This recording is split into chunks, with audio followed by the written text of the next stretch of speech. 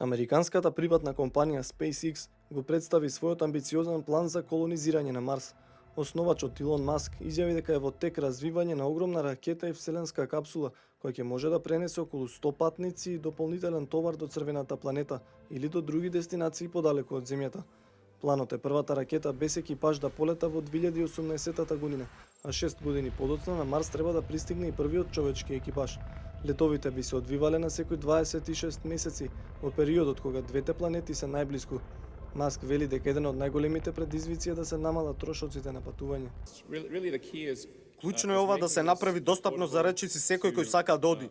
Мислам дека на база на оваа архитектура од сегашноста, првите летови ќе бидат многу скапи. Но архитектурата може да ни дозволи трошоците да се намалат на помалку од $200,000, па дури и на $100,000 со тек на време, во зависност од тежината на еден човек.